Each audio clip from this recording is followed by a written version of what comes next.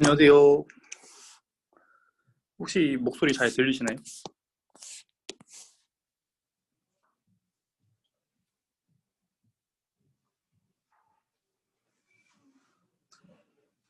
그래요? 뭐, 진행을 해도 될까요? 혹시?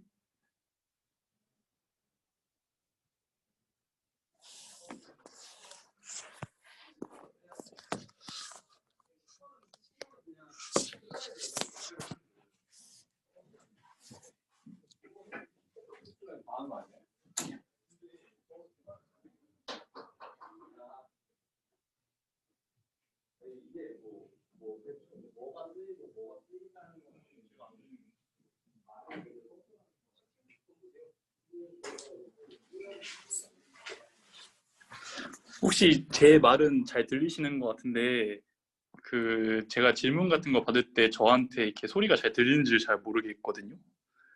혹시 아무나 말씀 뭐 해주실 수 있나요? 들리나요? 아, 네, 잘 들립니다. 네, 그럼 하시면 될 것 같아요. 네, 감사합니다. 그러면 시작하겠습니다. 네, 안녕하세요. 저는 지금 석박사 통합과정으로 지금 조대호 교수님 연구실에서 지금 재학 중인 박준호 연구원이고요. 오늘 제가 랩 세미나에서 공유드릴 논문은 Synthesize, Execute and Debug Running to Repair for Neural Program Synthesis이고 올해 닙스에 이제 억셉트된 페이퍼입니다. 일단은 이 논문에서는 다루는 주제가 프로그램 신데시스 관련한 주제이고요. 네. 뭐 자세한 뭐 프로그램 신데시스를 약간 뭐 제가 여태까지 한 3번 정도 했는데 뭐 그동안 설명을 드리긴 했는데 혹시 또 모를 수가 있으니까 어떤 태스크인지 뭐 어떤 메소드인지 이런 거를 간단히 먼저 설명을 드리도록 하겠습니다. 일단은 프로블럼 오버뷰인데요. 일단은 프로그램 신데시스라는 게 어떤 프로그램을 찾는 거거든요. 이 프로그램이라는 것은 흔히들 생각하시는 뭐 매번 코딩 하시잖아요. 그런 코드에 뭔가 이렇게 시퀀스나 아니면 셋, 그래서 흔히 아시는 뭐 이런 프로그램들, 지금 여기 있는 예시는 좀 간단한 프로그램이긴 한데 뭐 이런 것들이 프로그램이고요. 근데 보면은 이 프로그램인데 주어진 어떤 스펙을 만족하는 프로그램을 찾는 게 이제 프로그램 신테시스거든요. 여기서 말하는 스페시피케이션이라는 거는 일단 어떤 프로그램이 있다고 치면은 거기에 프로그램에 어떤 인풋을 넣게 될 거잖아요. 그래서 그 인풋이 프로그램에 들어가서 프로그램이 실행이 되면은 어떤 아웃풋이 나오게 될 거고요. 그래서 이 프로그램이란 것을 이 프로그램 코드로 정의를 하는 게 가장 명확한데 우리가 프로그램의 실제 코드를 모를 때 그때 우리가 뭐 리버스 엔지니어 한다고 치면은 뭐 여러 인풋을 넣어볼 수가 있을 거잖아요.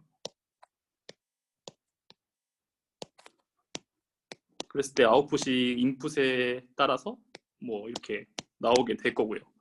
그래서 보통 이 스펙이라고 하는 것은 내가 프로그램을 모를 때 어떤 인풋을 넣어보고 그 프로그램의 동작을 해서 나오는 아웃풋에 그런 IO 셋을 이제 스펙이라고 보통 말을 하거든요.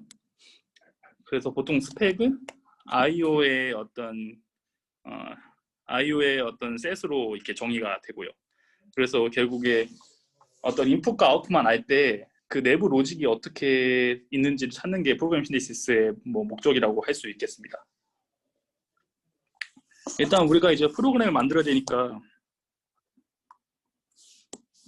어떤 프로그램은 이제 프로그램 랭귀지가 있잖아요. 뭐 파이썬도 파이썬 랭귀지가 있고 자바도 자바 랭귀지가 있듯이 뭐 파이썬과 자바도 각각의 이제 신텍스라는 걸 갖고 있고 보통 여기서 이 프로그램 신데시스 도메인에서 쓰는 데이터가 이제 카렐이라는 데이터가 있는데 그 카렐이라는 그 데이터에서 쓰는 랭귀지의 이제 그 신텍스가 이렇게 다음과 같이 정의가 되거든요. 그래서 신텍스를 간단히 보면은 어떤 프로그램이란 것은 이제 디프 메인으로 시작해서 스테이트먼트가 하나 나옵니다. 이 스테이트먼트라는 것은 그 조건문 B를 가지는, 그리고 그 다음에 while 루프 안에서 스테이트먼트가 나오거나, 혹은 뭐 R번을 반복하는, 그러니까 스테이트를 R번 반복하는 뭐 그런 거나, 아니면은 어떤 스테이트들의 시퀀스이거나, 아니면은 뭐 if문이 될 수도 있고요. 뭐 그런 것들이 스테이트먼트가 될 수가 있고, 그리고 이 카렐에서의 컨디션이라는 거는 이제 뭐 마커가 있냐 없냐를 판단하는 거, 그 다음에 옆쪽이 이제 뚫려 있는가 안 뚫려 있는가, 뭐 이런 것들이 컨디션으로 주어지게 되고요. 그리고 여기서 액션이란 게 있는데, 그 액션이라는 거는 이제 그 인풋이 들어갔을 때 거기에 뭔가 라이트를 할 수 있는 것들이거든요. 그러니까 실제 이 카레이라는 게 어떤 그리디 월드에서 어떤 에이전트가 이제 행동을 하는 것들인데, 그 IO라는 건 이제 그리디 환경을 말하는 거고, 이제 액션이라는 거는 그 그리디 환경에서 이 에이전트가 뭔가 쓰고 뭔가 그렇게 할 수 있는 행동들. 그러니까 프로그램 랭귀지로 치면은 이제 IO 이제 스테이트먼트라고 생각하시면 될 것 같고, 그거는 뭐 자신이 이제 움직이거나, 아니면 방향을 전환하거나, 아니면 마커라는 걸 생성하거나, 뭐 이런 것들이 될 수가 있습니다. 그리고 여기서 R이라는 거는 이제 리피트를 반복하기 위한 어떤 이제 상수값들이 정의가 되고요. 그래서 이제 어떤 카렐이라는 도메인에서 카렐 랭귀지가 정의가 되면은, 이제 그때 이제 랭귀지가 정의이 됐으니까 이제 랭귀지 구문 안에서 생성할 수 있는 프로그램 스페이스가 정해지게 됩니다. 그랬을 때 그 프로그램 스페이스에서 그 뭐 이런 IO를 만족하는 어떤 프로그램 하나를 이제 찾는 게 목적이 되고요. 뭐 이 프로미시스 같은 경우에는 뭐 딥러닝 이전에도 계속 존재했던 분야이고, 그래가지고 이제 딥러닝 이후에는 어떤 이제 모델이 IO 셋을 인풋으로 받았을 때 이제 프로그램을 생성하도록, 그러니까 어떤 이 프로그램 스페이스에서 IO 스펙을 만족하는 어떤 P를 찾도록 하는 게 이제 그 딥러닝 뉴럴 프로그램 시놉시스라고 생각하시면 됩니다. 그래서 실제로 태스크는 아까 전에 이제 카렐 태스크를 말씀드렸었는데, 결국에 뭐 어떤 에이전트의 이제 디시전 메이킹이 어떻게 어떤 로직에 의해서 이루어지고 있는지를 이제 찾는 태스크도 있고, 그리고 뭐 좀 더 리얼 월드 어플리케이션에 가까운 거는 이제 어떤 2D 이미지가 있을 때, 그러니까 다음과 같은 이미지가 있을 때 이게 이 이미지가 어떤 더 기본적인 도형들, 뭐 동그라미나 아니면 네모 뭐 이런 것들로 분해가 될 수 있을 거잖아요. 그래서 결국에 이 2D 씬을 어떤 그 네모와 세모 뭐 이런 것들에 분해되는 걸로 이렇게 디컴포즈 하는 태스크가 있거든요.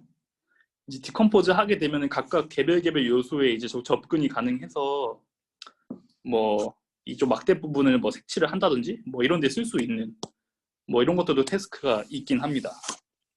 그래서 프로미테시스를 적용할 수 있는 태스크는 되게 범용적인데, 보통 이럴 때 문제가 되는 게, 이게 아까 보셨듯이 이제 프로그램 랭귀지의 신텍스가 있잖아요.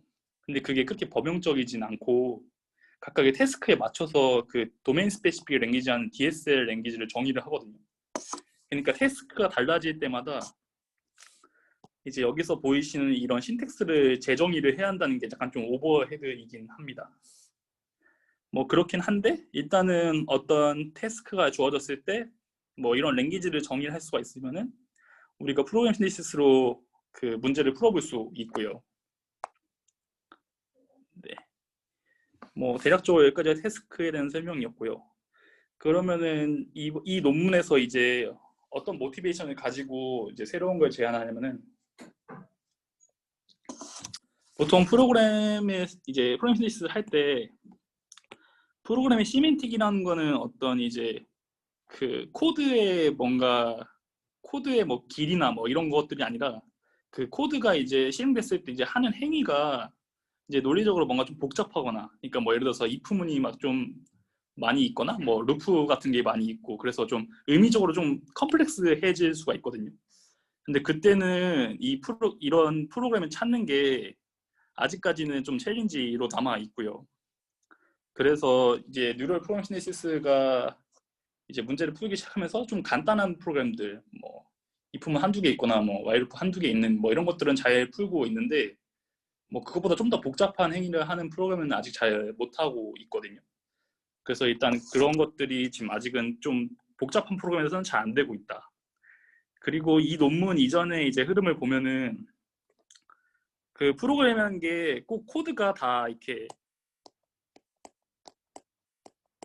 이제 코드 라인이 뭐 1, 2, 3가 있다고 쳤을 때 뭐 이 프로그램들이 뭐 C1 생성하고 그다음에 C2 생성되고 C3 생성되는 식으로 이제 그 어떤 모델이 이제 프로그램을 짠다고 생각을 해보면요. 이게 전체가 완성됐을 때 프로그램을 실행시킬 수 있지만 그 C1이 완성된 다음에 얘를 이제 이 부분만 C1만 실행을 해볼 수 있잖아요. 물론 아닌 경우도 있습니다. 이거는 어떤 랭귀지를 정의하냐에 따라서 파셜리 이제 실행이 가능할 수도 있고 가능하지 않을 수도 있는데 가능하지 않을 수도 있는데요. 예를 들어서 Y문을 생성하는데 Y문의 바디가 다 생성이 안 됐는데 Y문 위만 실행을 시키면 그건 if 문화와 똑같잖아요. 그래서 뭐 그런 경우에는 파셜리 실행이 좀 힘든 경우일 수 있는데 뭐 그러지 않은 경우에는 이제 이거를 파셜리 실행을 시키면서 이제 생성을 해볼 수 있거든요. 그래서 흔히들 아시는 그 시퀀스 뭐 구조에서 디코더 부분을 보시면은 이제 어떤 인풋이 들어갔을 때 이제 여기에 코드 1이 나온다고 쳤으면은 이제 RNN에서 이제 두 번째 이제 그 인풋이 들어가고 그 다음에 내가 생성됐던 코드를 보통 집어 넣거든요. 그래서 이제 C2를 생성을 하고요. 근데 이렇게 하기 이전에 그 C1만을 실행시켜서 어떤 결과를 얻습니다. 그리고 그 결과가 우리가 얻고자 하는 최종 아웃풋과의 뭔가 좀 관계를 살펴볼 수가 있거든요. 그래서 그 중간중간에 실행을 시키면서 내가 코딩을 잘 하고 있는지 이런 거를 판단하면서 그런 로직을 보통 우리가 코딩할 때 하는데 그걸 이제 뉴럴넷도 똑같이 하도록 뭐 그런 관점에서 이 중간 실행 결과를 여기 인풋을 넣어주는 뭐 그런 것들을 하거든요. 그래서 이제 중간에 인터미디어트한 이제 익스큐션 결과를 이제 모델에 이제 다시 그 다음 코드 생성할 때 넣어준다는 이런 개념들의 논문이 2019년도에 많이 나왔었는데요. 뭐 제가 아까 말했듯이 이제 파셜리 실행이 불가한 경우가 있잖아요. 그래서 루프 같은 경우, 뭐 루프 같은 경우에는 코드의 한 줄 단위로 생각하면은 while문이 있고 어떤 컨디션이 있고 그다음에 바디 스테이트먼트들이 있을 텐데 이거를 얘를 생성한 다음에 파셜리 실행하는 게 사실 의미가 없잖아요. 왜냐면은 이 S와 S2까지 다 생성을 한 뒤에야 이게 하나의 while문 구문으로서 의미가 생기기 때문에 그래서 이런 경우에 뭐 이 논문 이전에 이런 것들이 많이 나왔지만 뭐 사실 이게 뭐 많은 정보를 가지지는 않을 수 있다 뭐 이런 얘기를 했고요. 그래서 기존 흐름에 대한 약간 문제점들이었고 그래서 이 얘가 하고자 하는 거는 뭐 인터미디어트한 리저트를 반영한 것도 뭐 나쁘진 않지만 그거를 보통 이제 코딩을 이제 그러니까 프로미시스를 이제 사람이 코딩하는 거랑 좀 비교를 해보면은 사람을 이제 코딩을 하다가 이제 실행을 시켰을 때 이제 결과가 이제 원하는 대로 안 나와서 이제 디버깅 과정을 거치잖아요. 그러니까 내가 짠 코드가 내가 원하는 아웃풋과 어떻게 다른지를 이제 보면서 그 코드가 생성된 이후에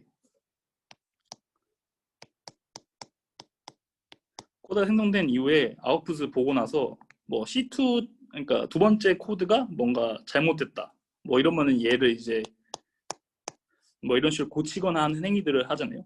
그래서 얘네가 하고 싶었던 거는 어떤 이제 프로그램을 생성하는 신더사이즈가 있으면은 걔가 이제 프로그램을 생성할 거잖아요. 그러면은 디버그하는 이제 컴포넌트를 하나 만드는 거거든요.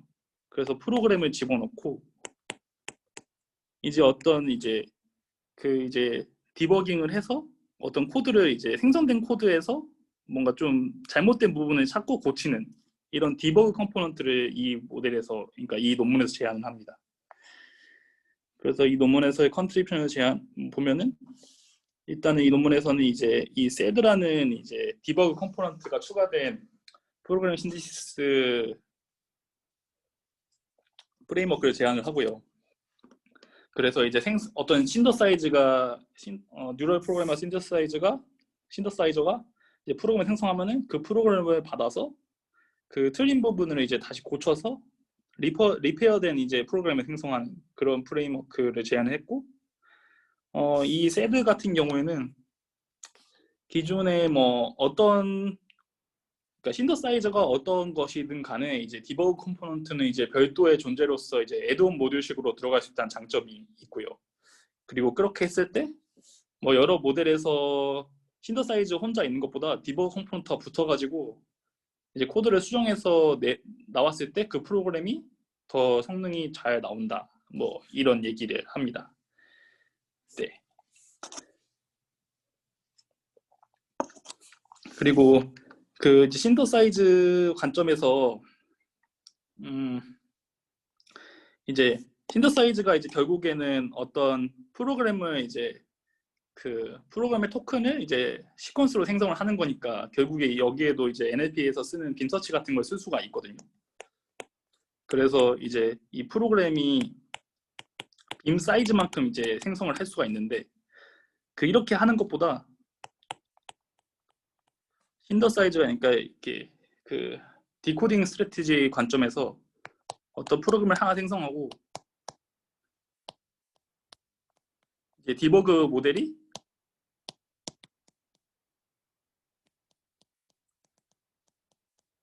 이제 이런 식으로 이제 빔서치의 기능처럼 수정된 여러 버전을 나타나게 하는 게 이게 생성된 숫자는 같지만 이쪽 부분의 성능이 더 좋았다는 거를 이렇게 말을 해줍니다. 그래서 그냥 신더사이저 혼자 있어서 그걸 빔서치를 적용하는 것보다도 그 디버그 컴포넌트가 붙어서 하는 게 더 낫다. 뭐 이런 얘기를 이제 이 논문에서 말을 하고요.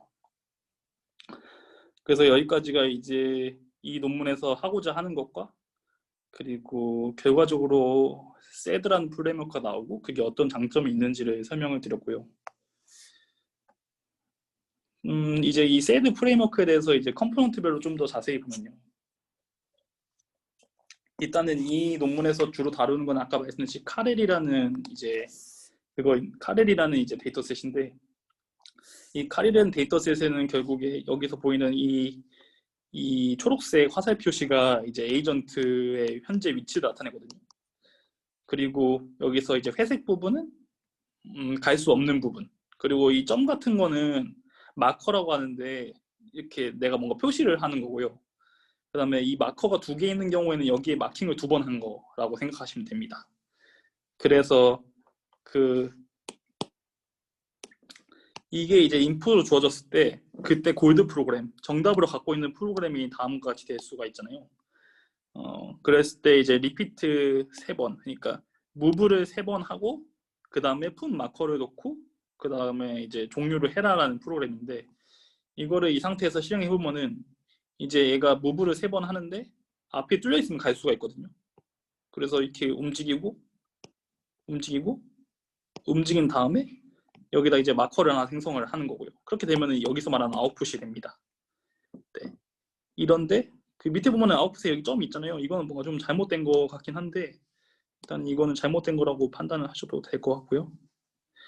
그리고 프로그램은 똑같더라도 이 이제 인풋이 이 그리드가 결국에 어떻게 다르냐에 따라서 그 아웃풋도 달라질 수가 있는 세팅이고요. 그래서 이 골드 프로그램에 이 인풋을 2개 넣었을 때 나오는 아웃풋 2개가 지금 IO 이그젠플이라는 형태이고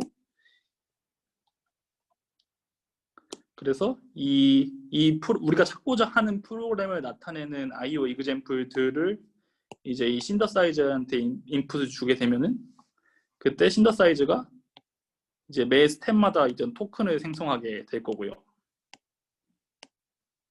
근데 생성하고 보니까 결국에 얘는 무브를 1번 하고 풋마커를 놓잖아요. 사실 무브는 3번 해야 되는데 그러면 얘는 좀 잘못된 프로그램이 생성된 있는 상태이고 이때 이제 디버그 모델, 그러니까 디버거가 붙어가지고 이제 신더사이즈가 생성한 프로그램과 그 다음에 원래 주었던 IO 이그젠플을 이제 인풋을 주게 되면은 그때 신더사이즈가 생성한 토큰을 이제 인풋으로 받으면서 그 에딧 오퍼레이션을 생성합니다. 약간 네임드 엔티티에서 이제 태깅 하듯이 이 diff는 유지를 한다.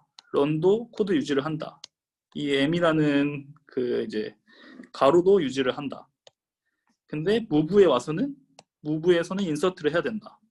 그리고 또 move 시점에서 다시 또 인서트 한 번 더 해야 된다. 그 다음에 두 번이 되면은 뭐 다시 유지를 한다. 그 다음에 풋마커 가서는 유지한다, 유지한다. 뭐 이런 식으로 해서 이 디버그가 결국에 에디드 오퍼레이션의 시퀀스를 생성하게 되면은 이 신더사이즈 기존의 아웃풋과 에디드 오퍼레이션을 적용을 하면은 이제 이 세드라는 프레임워크에서 이제 생성한 프로그램이 되거든요. 그랬을 때 일단 코드상으로는 여기는 리피트 문이 있는 거고 여기는 그냥 무브 3번 했는데 뭐 이렇게 코드상으로는 다르지만 시멘티컬리는 이제 똑같은 프로그램을 생성하게 된 거고요. 그래서 전체적으로 이 세드라는 프레임워크는 이런 구조를 가지고 있습니다. 이제 그 다음으로는 각각의 이제 프레임워크 안에서 컴포넌트들에 대해서 얘기를 드릴 건데요. 혹시 여기까지 좀 이해 안 가시거나 좀 질문하실 거 있으신가요?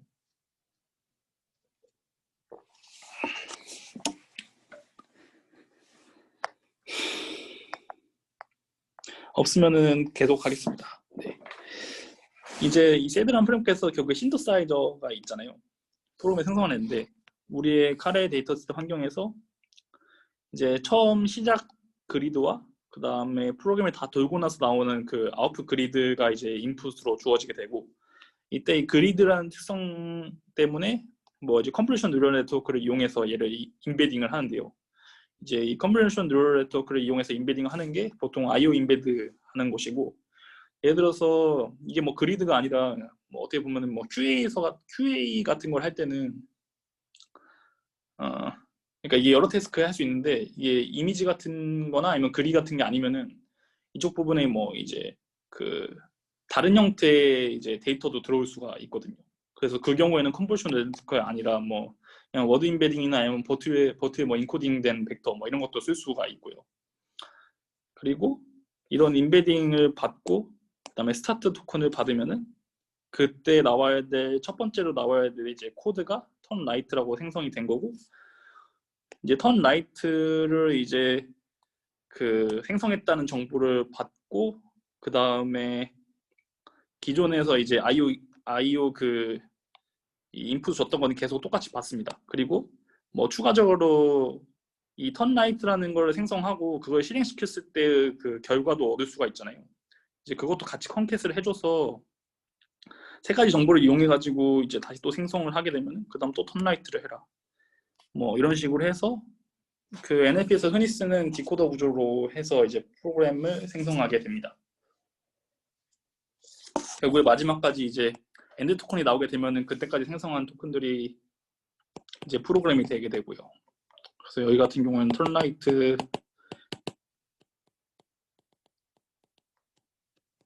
무브 이렇게 이런 프로그램이 생성된 거고, 네, 뭐 이런 식으로 신더사이저가 기본적인 구조로 생겼다고 아시면 될 것 같고요.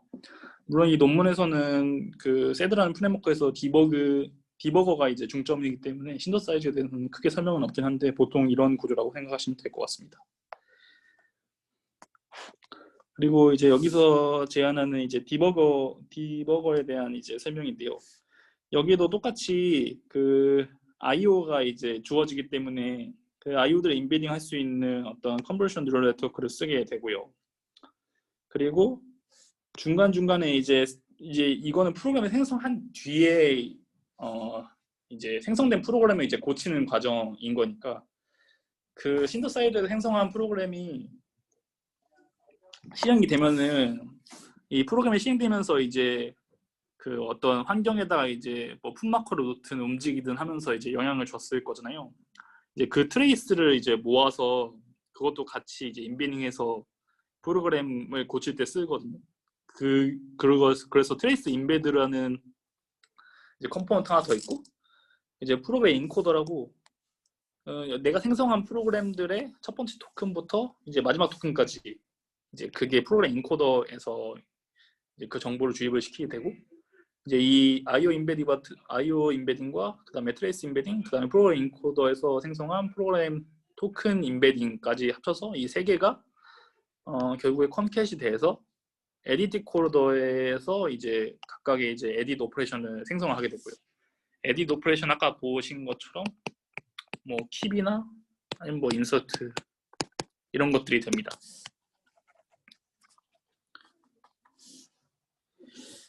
네.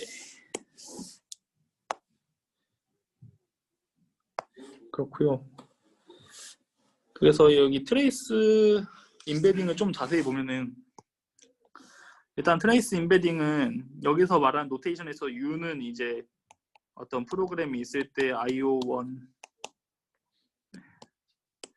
input 1, IO1, 뭐 input 2, IO2가 있을 때 이게 이제 U거든요.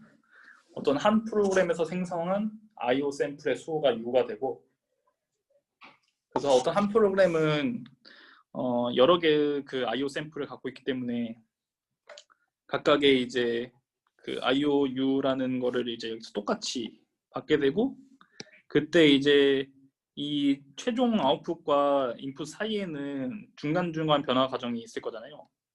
뭐 T번 있을 수가 있는데 그 T번들이 함께 이제 컨캣이 궁금한 게 돼서 있는데요. 네, 네, 그 프로그램 하나에 왜 IO 샘플이 여러 개 있는 거예요? 프로그램 하나요? 그 트레이스 그 하나에 지금 IO 샘플이 여러 개 있다고 말씀하신 거 아니에요? 트레이스 샘플이요? 그러니까 지금 일단은 그 기본 네네네네. 네, 말씀하세요. 네, 일단은 이 카레 구조에서 일단은 인풋에 따라서 아웃풋이 달라질 수 있잖아요. 그렇죠. 네. 근데 프로그램이 하나로 같더라도 인풋이 이렇게 뭐 아. 이런 그리드 했을 때는 네, 달라지고. 네. 아, 네네. 네네. 알겠습니다. 네. 그래서 여기서 서로 다른 인풋에서 시작한 IO 샘플들, 여기서는 이제 U가 2라고 생각하시면 되는 그림이고요. 네. 그래서 이 하나의 U 안에서 이제 트레이스는 이제 뭐 여러 번 바뀔 수가 있으니까 프로그램에 따라서. 그래서 그거 세 개를 컨캣을 해서 임베딩을 하게 되면은 이 트레이스 임베딩이 이제 IO 샘플 인덱스와 이제 그 IO 샘플 안에 있는 이제 스텝으로 이제 스텝만큼 생기게 되고요. 그래서 이렇게 생겼잖아요. 각각 IO 샘플마다. 그 다음에 이걸 서메이션 하는 과정이 있는데 이게 단순히 서메이션은 아니고 그 각각의 토큰에 따라서, 그러니까 내가 결국에 이제 프로그램이 위에서부터 아래로 시작이 된다고 하면은 이제 실행이 될 때마다 뭐 컨디션을 확인하는 if문 같은 경우에는 뭐 환경에 영향을 주진 않겠지만 뭐 액션을 하는 경우에는 뭐 무빙을 한다거나 아니면은 뭐 이렇게 풋마커를 놓는 경우에는 IO에 영향을 주게 되잖아요.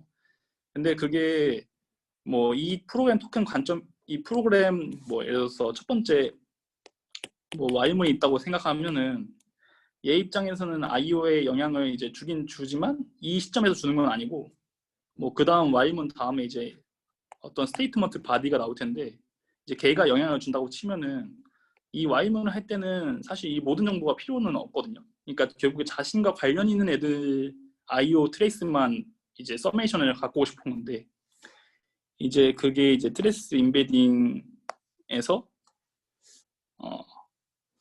그 다음과 같은 이제 수식으로 이제 생기게 되고요. 여기서 말하는 Q가 이 부분에서 이제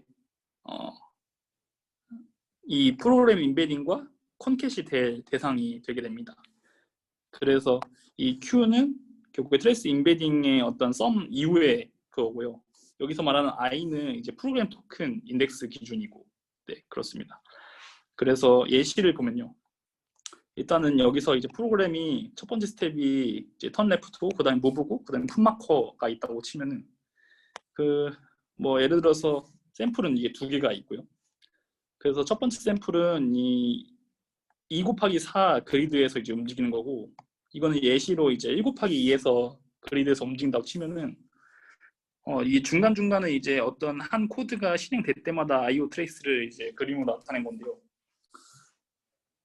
여기서 약간 뭐 이상한 꼭지 같은 게 있는 게 이게 방향이거든요. 그래서 첫 번째 프로그램에서 이제 턴 레프트를 했으니까 이게 턴 레프트 돌아서 이게 움직여지고, 그 다음에 무브를 했으니까 한 칸 이동을 하고, 그 다음에 마커를 생성하라 했으니까 여기다 마커를 생성한 결과입니다.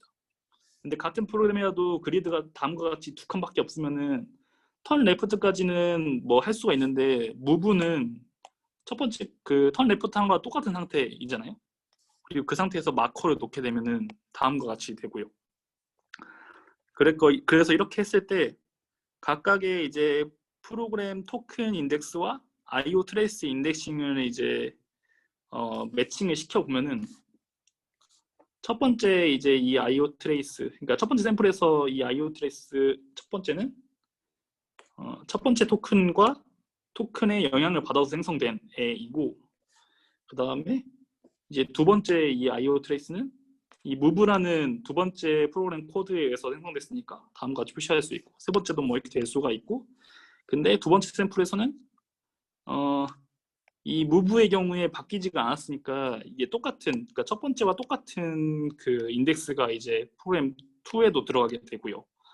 그래서 다음과 같이 해서 이제 IO 트레이스와 그 코드 간의 매핑을 해서 셋을 구성해 보면은 다음과 같은 2라는 셋을 만들 수가 있고, 그래서 그러니까 프로그램이 이제 토큰마다 이제 합쳐질 트레이스 인베딩의 썸을 구해 보면은, 그래서 Q2라고 해서 이제 두 번째 프로그램 인덱스에 이제 컨캣될 애를 구해 보면은 Q2는 이제 여기가 i가 2가 되는 거고, 그러면 여기서 i가 2인 애들, 두 번째 무브와 관련돼 있는 이제 IO 트레이스들의 수의 그 셋의 절대값이니까, 셋의 크기니까 2분의 1이고, 그다음에 여기서 시그마인데, 일단 시그마의 그 아랫부분에 보면은 결국에 여기서 그 두 번째, 그러니까 이라는 셋에서 i가 두 번째인 애들만 가지고 이제 그 당시에 트레이스 인베딩을 썸하는 거거든요. 그래서 보면은 이거는 뭐 이런 식으로 계산이 되고요. 그래서 트레이스 인베딩을 할 때 그 매번 토큰 인덱스에서 관련 있는 IO 인베딩만 가져오려는 방법이고요. 뭐 사실 이게 뭐 엄청 좋은 방법인지는 잘 모르겠어요. 그냥 뭐 다른 더 팬시한 방법이 있을 거긴 한데, 뭐 얘네는 일단 이렇게 했다고 합니다. 이거 이렇게 하는 거는 뭐 프로그램 토큰과 최대한 관련 있는 이제 IO 트레이스를 같이 컨캣을 해서 디코딩 과정에 넣어주려고 하는 시도이고요. 네, 그 다음에 이제 에디트 코더인데요. 이제 우리가 아까 본 것처럼 뭐 IO 인베딩을 하고 트레이스 인베딩을 하고, 그 다음에 프로그램 토큰을 이제 인베딩을 해서 그 세 개를 컨캣을 하고 이제 에디트 코어에 넘겨주면은 여기서 이제 에디트 오퍼레이션을 생성을 해야 되는데요. 일단 이 이그젬플을 보면은 첫 번째 여기 diff가 들어가면은 그 당시 여기서 킵이 나오는 상황이고, 이제 이 킵이 그 두 번째 스텝에서 이제 run 들어갈 때 뭐 쭉쭉 나오면 되는데, 여기서 한 가지 좀 다른 케이스가 있거든요. 그러니까 프로그램 토큰하고 에디트 오퍼레이션하고 이게 생성 숫자가 똑같은 경우가 있고, 그러니까 킵 같은 경우에는 코드의 인덱스와 이 에디트 오퍼레이션 라인 인덱스가 똑같잖아요. 근데 예를 들어서 인서트 문 같은 경우에는 그 에디 시퀀스의 길이가 더 길어지거든요. 왜냐면은 지금 이 경우에서 보면은 인서트를 여러 번 했으니까 에디 시퀀스의 길이는 지금 8인데 원래 코드의 길이는 6이잖아요. 그러면은 인코더 디코더 구조에서 이게 토큰이 하나 들어갈 때마다 생성이 되는데 그 디코딩은 더 많이 해야 한다는 상황이고요. 그래서 인서트가 생성이 될 때는 좀 다른 구조를 갖게 되는데요. 일단 인서트에서 좀 더 자세히 설명드리면은 인서트 오퍼레이션은 뭐 이런 식으로 되거든요. 여기서 말하는 t는 그 카렐에서 정의하고 있는 그 신텍스 상에서 나올 수 있는 모든 그 이제 프리미티브나 스테이트먼트를 말하는 거거든요. 그래서 여기 예시는 무브가 있는데 여기에 뭐 이제 여기서 보이는 런이 올 수도 있고 뭐 그렇긴 한 상황입니다. 근데 일단은 내가 인서트를 생성한 시점 아래다가 인서트를 하는 거고 이때 인서트는 무브라는 것을 할 거다. 뭐 이런 오퍼레이션이고 네 그렇고요. 그래서 인서트가 들어가는 경우에는 예를 들어서 이게 무브가 들어간다 치면은 이제 거기서 이제 인서트 무브가 나오게 되고 그 다음에는 인서트가 생성된 경우에는 그 다음 토큰이 이제 여기서 이제 무브가 나오는 게 여기서 이제 풋마커가 나오는 게 아니라 그 여기서 인코딩 됐던 애들을 그대로 유지를 하거든요.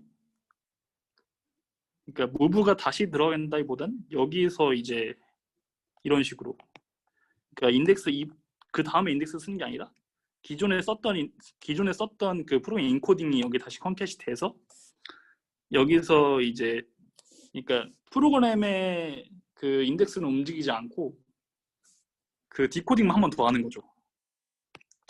그래서 인서트가 한 번 더 나오게 되고 만약에 여기서 인서트가 아니라 킵이 나오게 됐다면은 그때는 이제 프로그램 그 인덱스도 움직이게 됩니다. 그런 식으로 해서 디코딩 과정에서 인서트가 나오는 경우에 디코딩을 하게 되고요.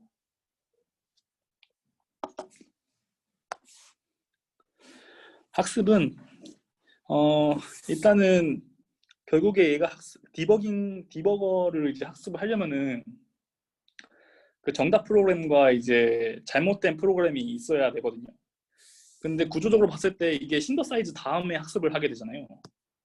그래서 신더사이즈가 학습이 잘 되면은 잘못된 결과를 나타내는 프로그램의 수가 15%에서 35%밖에 안 된다고 해요. 그래서 이렇게 되면은 트레이닝 샘플이 좀 적어서 디버거가 좀 약간 오버피팅 된다는 문제가 있는데요. 이거를 해결하기 위해서 뮤테이션을 쓰는데요. 그러니까 우리가 어떤 정답 프로그램에 P가 있으면은 거기 그 프로그램의 AST에서 뮤테이션을 시키는 거죠. 뭐 AST라는 거는 컴퓨터에서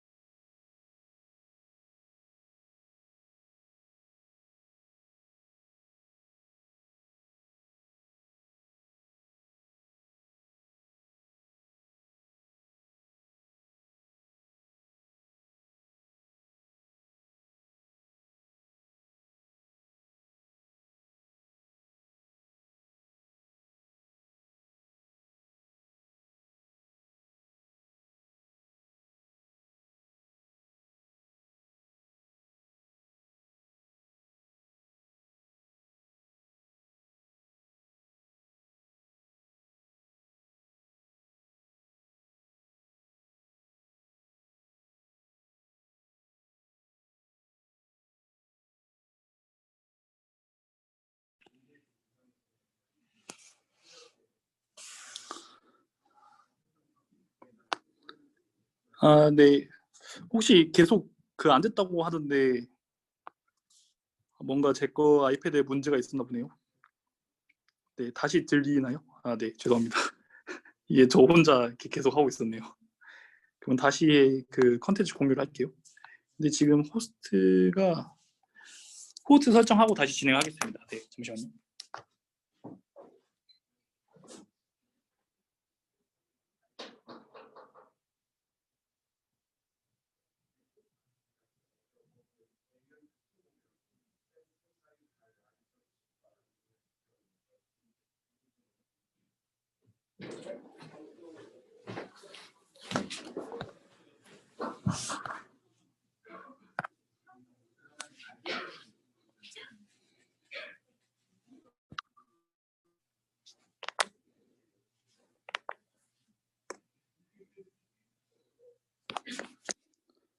다시 보이시나요? 혹시?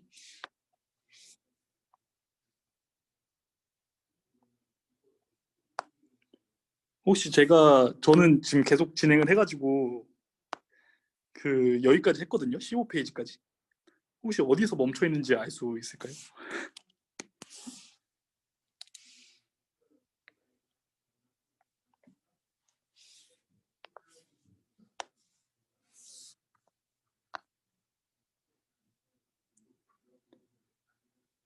아, 네.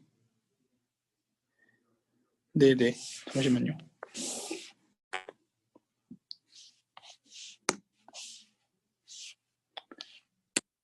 그 에디티 코더까지 했나요? 혹시?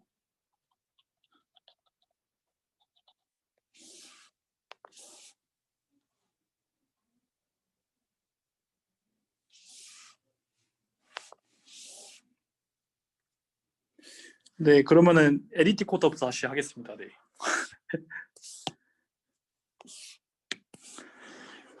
네. 그래서 에디티 코더 설명하면요. 지금 그래서 세드 프레임워크에서 이제 결국에 디버거를 설명하고 있었는데, 그래서 디버거에서 이제 에디 시퀀스를 어떻게 생성하는지 이제 에디티 코더 컴포넌트에서 얘기를 하고 있었고요. 그래서 일단은 IO 인베딩이 있고, 그다음에 트레이스 인베딩이 있고, 그다음에 프로그램 인코더 인코더가 있어서 이 IO 인베딩과 이제 트레이스 인베딩, 그다음에 프로그램 인베딩 세 개가 이제 컨캣이 되고, 이제 그다음에 이제 디코더 스텝마다 에딧 오퍼레이션 생성을 하게 되고요.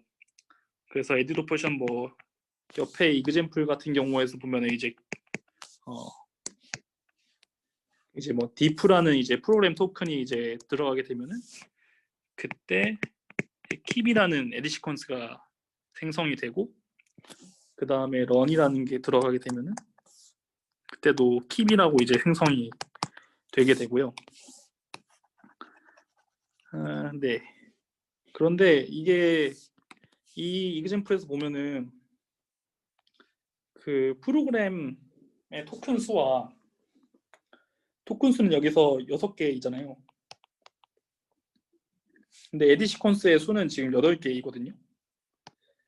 이게 킵 같은 경우에는 현재 코드를 유지할지인지 말지이기 때문에 유지가 되는데, 그 인서트가 들어간 경우에는 이 시퀀스 기준에서 그 다음 아래다가 이제 이 무브라는 애를 추가하는 것이기 때문에 그리고 하나가 계속 인서트가 나올 수가 있는 상황이 있거든요. 그렇게 되면은 이게 프로그램 토큰 수보다 그 에딧 오퍼레이션 수가 더 많아질 수 있는 케이스가 되게 되고요.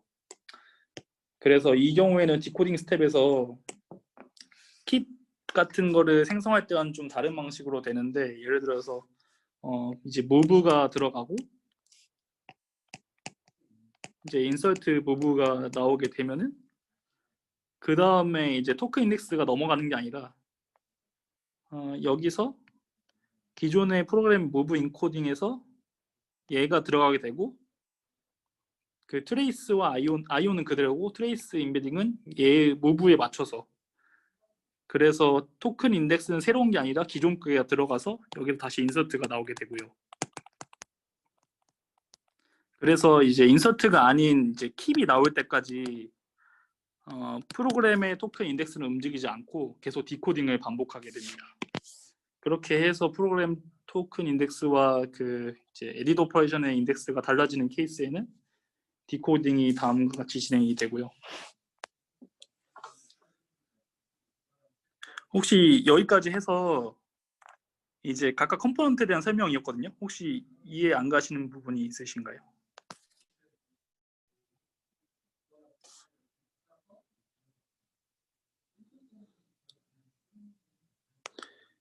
뭐 이게 또 멈춘 건 아닌지 좀 걱정이 되는데 일단은 계속 진행을 하겠습니다.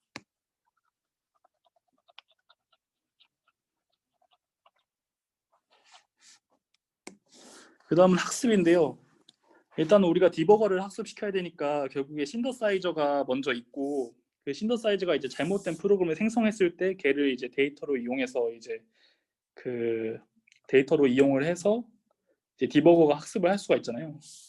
그래서 우선 기본적으로 트레이닝이 된 신더사이저가 있어야 되는데 이게 트레이닝이 너무 안 된 신더사이저 쓰면은 그 얘가 이제 프로그램을 생성한 것과 다를 바 없는 문제를 푸는 거라서 만약에 신더사이저가 이제 학습이 어느 정도 돼야 되는데 어느 정도 학습이 된 신더사이저 같은 경우에는 잘못된 프리딕션을 하는 프로그램을 생성하는 게 전체 비율에서 15% 35%밖에 되지 않는다는 문제가 있고요. 왜 이게 문제냐면은 결국에 디버거가 학습할 샘플의 수가 적다는 얘기가 돼서 이 오버피팅이 나타난다고 합니다. 그래서 그 신더사이저가 생성한 프로그램만을 가지고 학습을 하는 게 아니라 그 이제 신터틱하게 어떤 골드 프로그램의 뮤테이션을 일으켜서 잘못된 프로그램을 만들고요.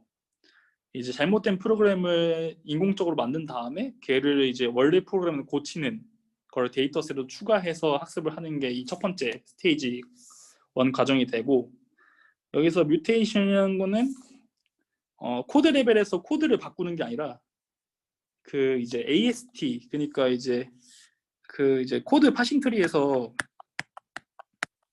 예를 들어서 2+3이라는 코드가 있다고 치면은 이 베리어블과 이제 연산자 관계를 뭐 AST 트리 나타나면 다음과 같이 되거든요. 그래서 뭐 좀 더 복잡한 프로그램 같은 경우에는 뭐 이게 트리가 더 붙어 있겠죠. 이 상태에서 이제 뮤테이션을 일으킨다는 거고요. 뮤테이션을 일으킨다는 건 이 부분을 뭐 여기다 붙인다든지 뭐 이런 식으로 그 구문 내에서 올바르게 작동할 수 있는 애들만 뮤테이션을 일으키겠다는 얘기고요. 그 ASD에서 뮤테이션을 일으키는 이유는 두 가지가 있는데 첫 번째는 이게 적어도 ASD에서 움직이는 거는 이게 구문적으로 잘못된 프로그램을 만들진 않거든요. 그래서 이제 구문이 아닌 이제 의미적으로 잘못된 프로그램만 생성을 하게 되는 효과가 있고요. 그리고 그 두 번째는 이제 그 코드 레벨에서 그 뮤테이션을 일으키게 되면은 그 코드 레벨에서는 코드가 이제 조금만 잘못돼도 영향이 되게 그 아예 다른 프로그램이 될 수가 있거든요. 그래서 뮤테이션을 하는 숫자와 그 코드가 이제 시멘티컬리 얼마나 달라진 정도가 이렇게 매칭이 잘 되지 않습니다. 근데 AST에서 뮤테이션을 시키게 되면은 그 시멘틱이 뮤테이션 시키는 것과 이제 좀 비슷한 수준으로 진행이 되거든요. 그래서 그 두 가지 이유 때문에 이제 AST에서 뮤테이션을 일으켜서 잘못된 프로그램을 인공적으로 생성을 하는 거고요. 그렇게 해서 생성을 하게 되면은 이제 이 P-라는 뮤테이션된 프로그램을 생성하게 되면은 이 P-와 이제 P 사이에 P-가 이제 P로 가기 위한 그러니까 골드 프로그램 가기 위한 에디 시퀀스를 생성을 할 수가 있습니다. 그래서 그러면 이제 에디 시퀀스를 이제 정답으로 얻을 수가 있고 이제 그걸 가지고 랭귀지 모델링에서 이제 슈퍼바이드 학습을 하듯이 크로스 엔트로피 로스를 걸어서 학습을 하는 게 이 스테이지 1에서 프로젝트링 과정이고요. 스테이지 2에서는 기존에 이제 프로그램 신터사이저가 있을 때 여기서 잘못된 프로그램을 만들게 되면은 이제 얘를 가지고 그 정답 프로그램까지 이제 에디 시퀀스를 만드는 이제 파인 튜닝 과정을 하게 됩니다.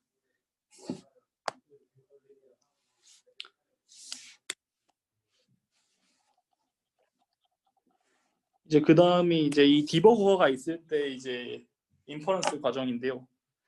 뭐 기존에는 이제 신더사이저만 있는 경우에는 여기 I/O 샘플들이 들어가게 되면은 이제 P라는 프로그램을 만들게 될 텐데 여기서 이제 이 P를 가지고 디버거가 붙어서 이제 리피어드 된 프로그램을 생성하게 되는 과정이잖아요. 그래서 여기서 이제 인퍼런스를 할 때 이걸 생성할 때 어떻게 이제 그 여기까지 생성하는 이제 인퍼런스 알고리즘에 대한 설명이고요. 이 논문에서는 이제 두 가지 얘기를 하는데 하나가 이제 그리디 서치로 이제 프로그램을 찾는 것과 이 옆에 보이는 이제 이 베스트 퍼스트 서치로 찾게 되고 일단 이 베스트 퍼스트 서치 알고리즘에 대해서 약간 설명을 해드리면은 이 E는 IO 샘플들이거든요. 이 IO 샘플이고 여기서 말하는 K는 에디트 오퍼레이션이 허용되는 숫자입니다. 그래서 만약에 K가 1이면은 에디트 오퍼레이션 한 번만 쓸 수 있는 거고요. 이 얘기는 디코더에서 스텝 한 번만 사용하게 되는 거라고 생각하시면 될 것 같습니다. 그래서 여기서 보이는 이 K가 여기 루프에 이 포룹에 있는데 결국에 이게 디코더 스텝이라고 생각하시면 될 것 같고요. 여기서 M은 이제 그 신더사이저인데 이제 IO 샘플을 받아서 얘가 처음에 이니셜로 프로그램 만든 것들을 셋 그러니까 이제 프로그램 캔디데이트가 F가 되고 그리고 이 S는 매 스텝마다 제일 좋았던 이제 프로그램을 저장하기 위한 수단 공간이라고 생각하시면 됩니다.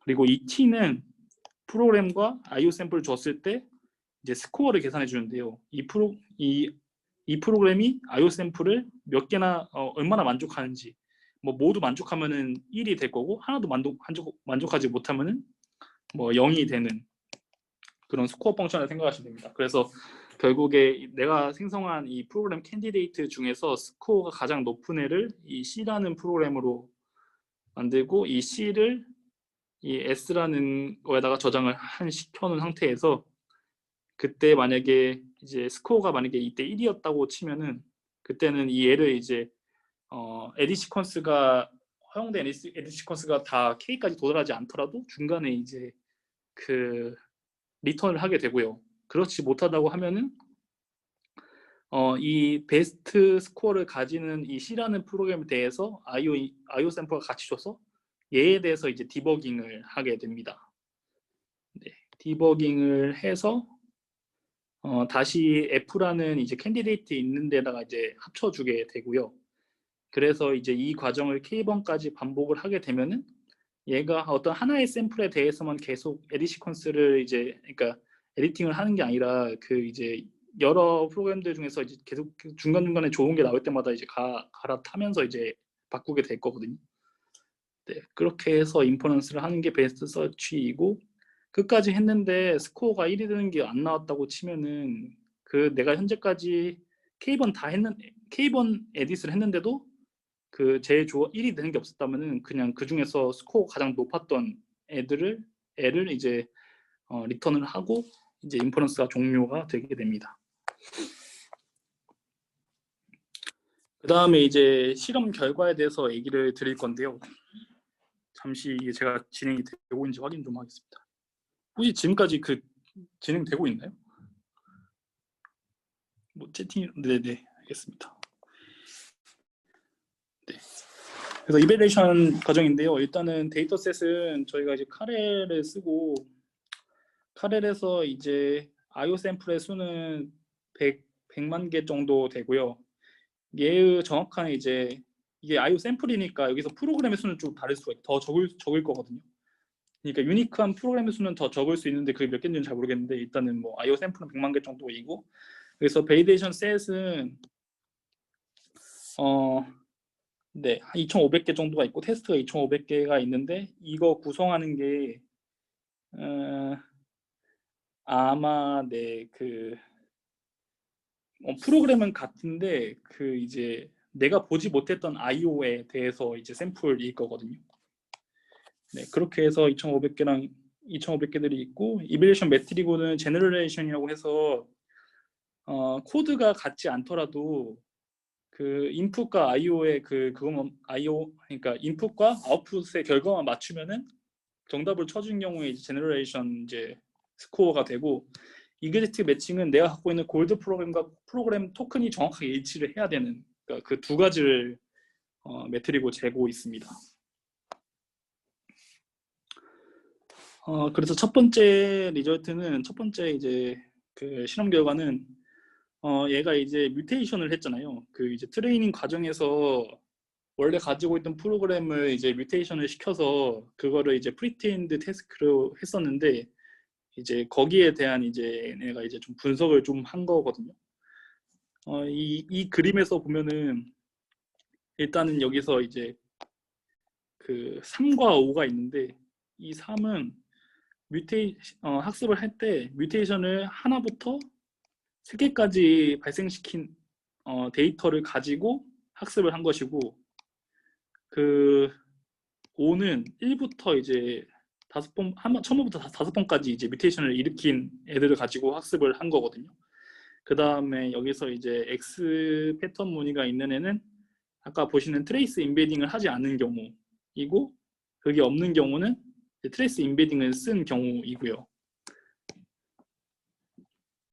그랬을 때 X축은 이제 제너레이션 에러라고 해서 제너레이션 성능의 그러니까 에러가 얼마나 되는지를 표시한 거고 그리고 밑에는 이제 뮤테이션의 이제 측정한 데이터의 뮤테이션 수인데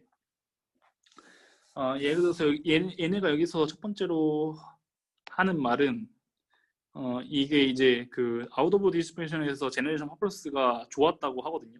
그러니까 얘네가 생각하는 OOD 제너레이션 퍼포먼스라는 게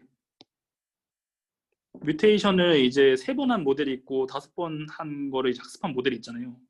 근데 얘네 말로는 이 3번 한 모델들, 그러니까 이 파란색 애들이 뭐 뮤테이션 하나 한 거, 2개 한 거, 3개 한 거까지는 뭐 성능이 뭐 나쁘지 않은 상태인데 이게 4-5번, 5번째는 이제 얘네가 학습 때 본 적이 없는 샘플들이잖아요. 뭐 그런데도 70%를 해냈다. 뭐 이래서 뭐 이 학습하지 않았던 디스트리뷰션에 대해서 성능이 괜찮았다고 해서 약간 이런 말을 써놓더라고요. 그래서 뭐 이게 어쨌든 성능이 떨어진 거긴 해서 이게 진짜로 OOD에서 성능이 좋았다고 생각이 저는 잘 모르겠는데 얘는 일단 이렇게 주장을 하고요. 그리고 두 번째로 하는 말은 그 각각의 이제 뮤테이션 된 애들 중에서 그 트레이스 인베딩 컴포넌트를 썼을 때 성능이 가장 이렇게 좋았다고 하거든요. 그래서 보시면은 트레이스 인베딩을 쓴 게 뭐 그 X 표시가 없는 건데 이 X 표시 없는 것들이 뭐 여기서 성능이 가장 좋았다는 얘기를 합니다. 뭐 옆에는 이제 익젝트 매칭 에러인데 이거는 코드, 그러니까 IO 샘플은 다 만족을 하더라도 코드 토크까지 다 동일한 거는 사실 그러기 쉽지 않거든요. 사실 코드가 다르더라도 시멘티컬리는 다 코드가 그 프로그램이 똑같을 수 있기 때문에 그래서 여기는 에러 레이트가 그 제너레이션보다 훨씬 높기는 한데 네, 뭐 경향 자체는 거의 비슷하다고 하고요. 그 다음에 두 번째 결과는 이제 이 여러 신더사이즈 모델들한테 그 신더사이즈만 썼을 때 그리고 여기에는 이제 디버그 모듈을 이제 애드온으로 붙였을 때 성능인데 여기서 말하는 GD는 이제 그냥 기본적인 신더사이저 모델에다가 그리디 서치를 그리디로 이제 디코딩을 한 경우 얘는 이제 빔 서치를 한 경우거든요. 그리고 얘도 빔 서치를 하는데 얘는 그 2019년에 아이큐리오 나온 논문 중에 이제 그 트레이스를 처음으로 이렇게 좀 써서 디코딩을 해야 한다는 뭐 그런 논문이 있었는데 그래서 이게 익스큐티드 뭐 익스큐션 가이디드 이제 뉴럴 프로그램 신데시스인데 뭐 그 모델 해서 모델의 종류는 2개고 네 그리고 뭐 그 이제 서치 방법에 따라서 이제 2개의 케이스가 있는 상황이고요. 그래서 전체 뭐 첫 번째로는 모든 경우에 대해서 이 디버그 모듈을 붙였을 때 성능이 더 좋아졌다는 얘기를 하는 거고요. 그 다음에 네 좋았다는 얘기를 하고 그리고 특히 이 AGRL 같은 경우에서는 얘는 이제 빔 서치를 쓴 거고 얘는 빔 서치를 안 쓴 애잖아요. 그러면 얘는 싱글 아웃풋에 대해서 이제 디버깅을 한 거거든요. 근데 싱글 아웃풋에서 디버깅을 한 게 그 같은 모델에서 빔 서치를 한 것보다도 성능이 더 좋다. 그러니까 여기서 얘네가 얘기하는 거는 그 이제 빔 서치를 쓰는 것보다 그 디코딩 스트래티지 관점에서 디버거를 붙여서 쓰는 게 더 나은 것 같다라는 얘기를 합니다. 네. 그리고 뭐 여기서 파인 튜닝과 이제 그런 얘기가 있는데 보시면 아시겠지만 이게 성능이 약간 좀 경향이 약간 없긴 하잖아요. 그래서 뭐 여기에 대해서는 뭐 나눠져 있는데 뭐 크게 특별히 뭐 얘기를 하기는 좀 그렇고요. 그 다음에 이제 이 신더사이저가 이제 프로그램을 수정을 할 때 어떤 경향을 보이는지에 대한 이게 그래프인데요.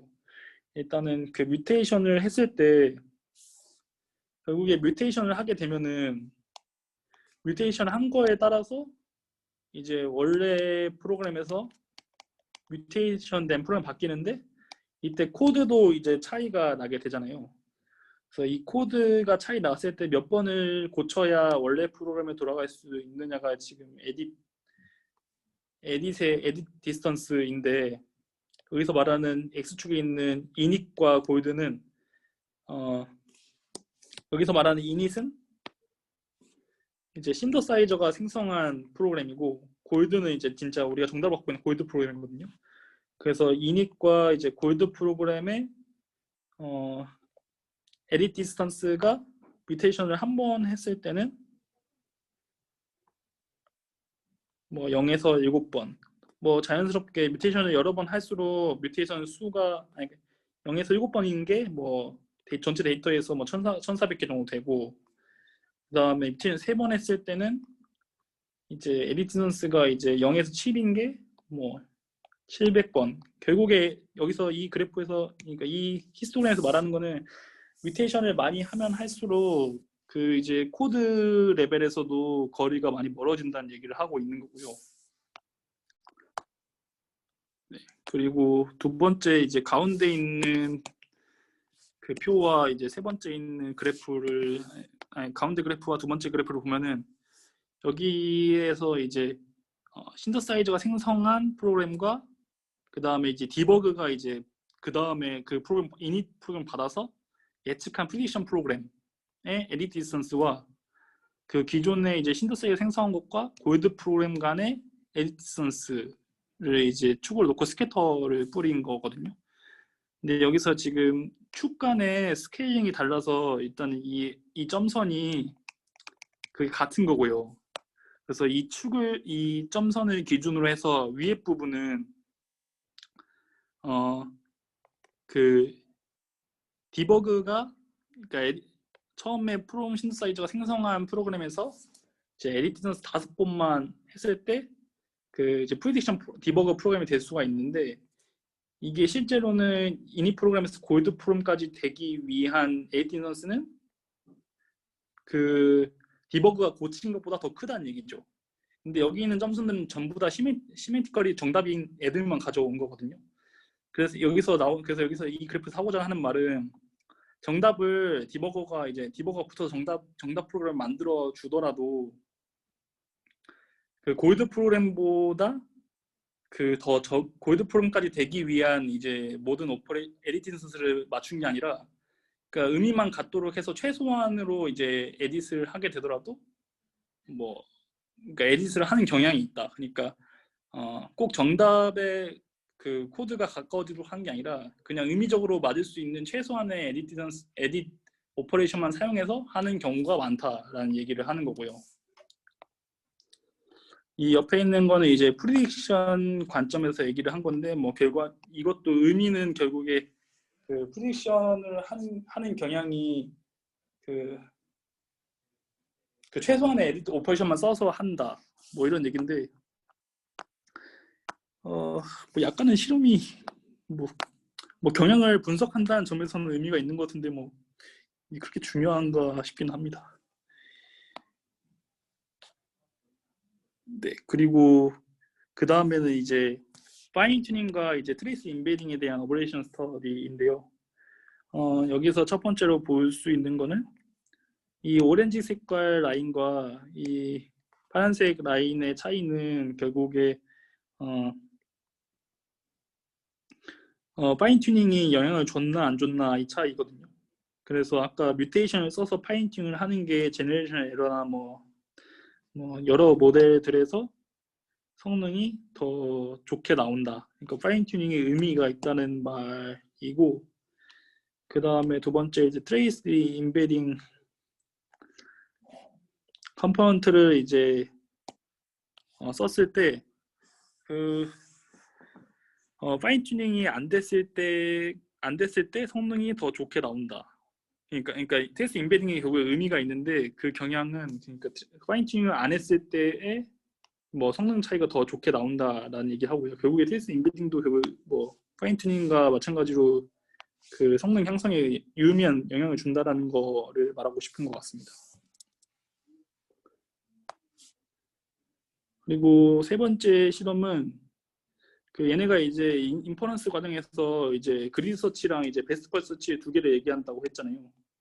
그래서 이제 자기네가 이제 그 인퍼런스 방식으로 생각을 한 베스트 펄스 서치가 그냥 일반적인 그리드 서치보다 성능이 더 좋게 나온다 라는 얘기를 하고, 그 성능 차이가 이게 X축이 에디트 오퍼레이션 수인데 이게 반절인 상황에서 성능은 뭐 그러니까 이 반절만 써도 성능이 훨씬 더 좋게 나온다 라고 해서 베스트 퍼치 서치가 뭐 자기네 한 게 좋다라는 얘기를 하고 있는 거고요. 그 다음에 아까 말씀드린 것처럼 그 디코딩 스트래티지 관점에서 그냥 신더사이저만 써서 그 싱글 프로그램 하나 만들고 그 다음에 디버그 써서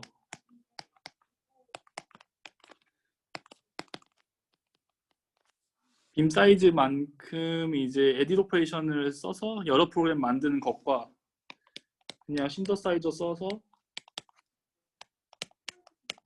빔 서치로 빔 사이즈만큼의 이제 캔디데이트 생성해서 성능을 쟀을 때를 비교를 하는 건데요.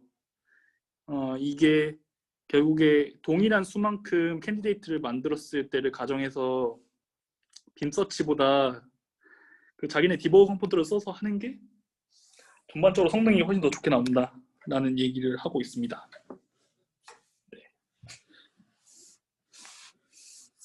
네, 뭐 그래서 결과론적으로 디버깅 그 프로그램 신데시스를 할 때 신더사이즈만 단독으로 쓰는 게 아니라 이제 애드온 모듈이 이제 디버거를 붙여서 그 생성된 프로그램을 좀 고치는 과정을 했을 때가 성능이 전반적으로 좋았다는 얘기를 이 논문에서 이제 제안을 하고요. 네. 아마 여기까지가 제가 발표드릴 부분의 마지막 같은데 혹시 질문이 있으실까요? 또 멈췄는지는 아닌지도 걱정돼요.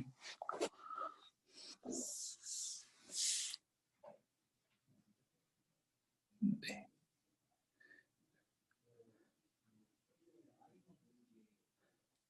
그 질문 없으시면은 그 종료를 해도 될까요?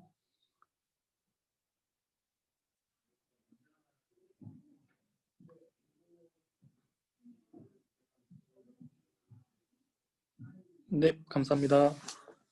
그러면 호스트를 임성윤님한테 넘길게요.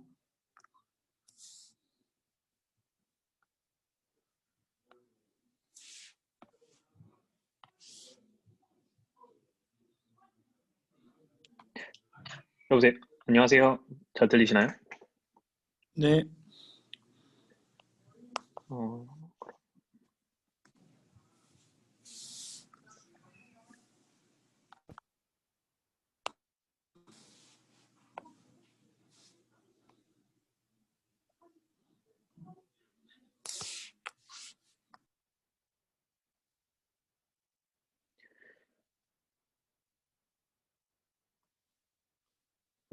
이게 스크린을 쉐어하는 게 된 건지 모르겠네요.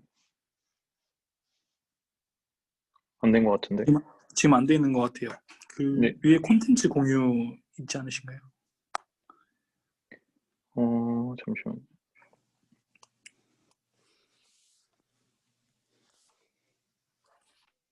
스크린 한 다음에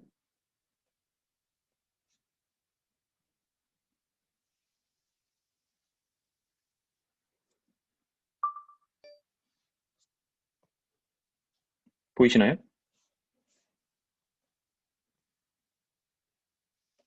네, 보입니다. 네. 제가 좀 서툴러서 한국말이 제 영어로 발표하도록 할게요. So my name is Daniel, and I wanted to give you a general overview of this paper named Reconstruing Meaning in NLP. So the intro, the paper focuses on the theme of 2020 ACL, which looks at taking stock of where we've been and where we're going. So it's not really a very technical paper without any kind of experiments or data, but more of a generalized summary of where NLP can go from author's point of view. So the focus is to introduce the idea of control, which they believe is missing from NLP. And the paper focuses on trying to provide the following: what is control, what does it mean, and how can it help us? So from a Wikipedia standpoint, control is in social psychology. Controls are how individuals perceive, comprehend, and interpret world around them, particularly the behavior or action of others towards themselves. So for us, in terms of context of NLP, controls represent the linguistic choices made by the speaker to convey more than just objective facts and reflect the speaker's conceptual view of the situation. Many NLP applications, such as information extraction, question and answering, summarization, dialogue systems, usually have a very restricted scope in terms of information content to a very objective information content. And the whole point of this paper is to kind of introduce a different way of looking at meaning. So to give you like the introduction, here's a very short description of Nora, and let's try to guess who Nora is. So Nora's arrival brought a regime change. Life under her adorable tyranny was filled with squawking, swaddling, and ceaseless sleep input and output cycles. We were relieved when she relaxed her tiny iron grip. So who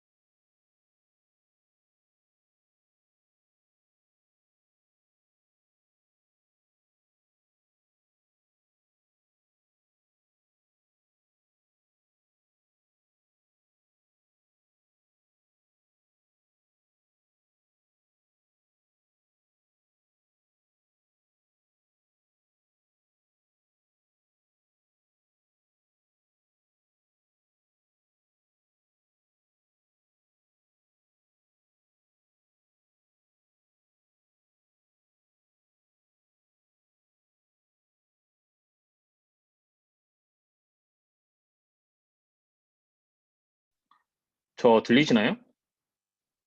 저 다시 조인했는데 저 다시 호스트 부탁드려도 됩니까?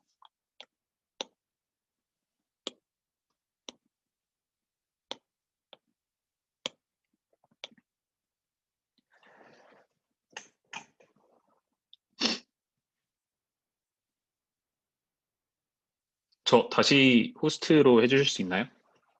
대우님이 다시 호스트인 것 같은데.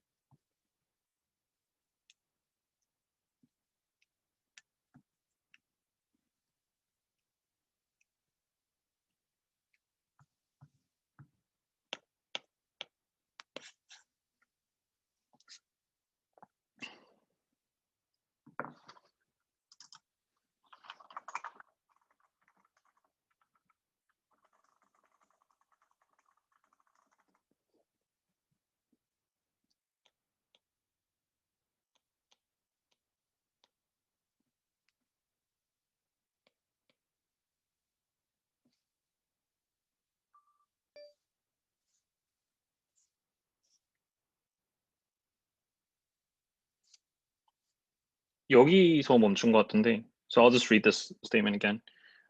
So who is Nora? Nora's arrival brought a regime change. Life under her adorable tyranny was filled with squawking, swaddling, and ceaseless sleep input-output cycles. We were relieved when she relaxed her tiny iron grip. So reading this statement, you can kind of like get an idea of who Nora is. So in order to give a better overview of just like I kind of color-coded couple construals that are in the specific statement. So Nora's arrival brought a regime change, tyranny, and tiny iron grip all kind of represent this idea of a tyrant, while squawking kind of represents something like a bird, and input-output cycles kind of represent some idea of a robot. But this swaddling is essentially the giveaway word because it is representing a baby. So all the above are kind of like a valid perspective, which are dynamically constructed during interpretation. And all the choices made in the few sentences illustrate how linguistic choices or construals help convey how the speaker views Nora. So this example shows how multiplicity of meaning requires us to do more than just extract the objective fact or objective truth and encode them into a database for use. So in terms of like multiple views of meaning, you have this idea of database view, which is kind of just looking at all the statements and looking at only the objective facts around it. And then conceptualization view, which includes how a scene is construed. So when you read these two sentences, Chuck bought a car from Jerry, or Jerry sold a car to Chuck, these two are essentially the same thing that represents a commercial transaction. But from a conceptual point of view, it has a different focus. It focuses on buyer versus it focuses on a seller. So it has a very different point of view. The next statements are Mondays before Tuesday and Tuesdays after Monday. They're both a temporal relation, but it has obviously another asymmetry in attention. The last one is a little bit more fascinating because the statue stands in the plaza and the statue is standing in the plaza.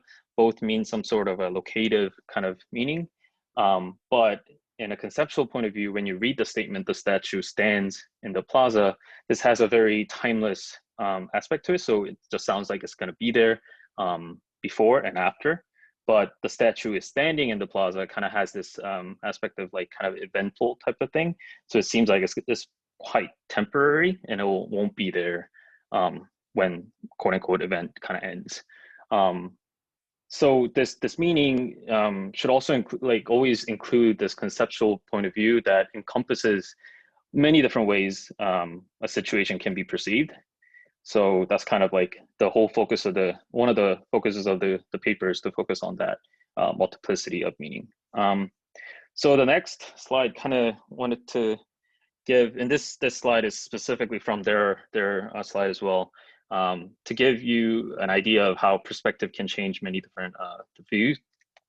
So in the context of 2020, when you see these two images, these might be captioned a bunch of people not practicing social distancing as they're standing very closely to each other. But looking at the next slide, it has the same scene, but in different views and obviously in a different perspective.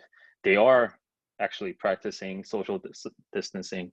So this kind of gives you how a perception or like the vantage point actually has a very huge impact on the understanding of the situation.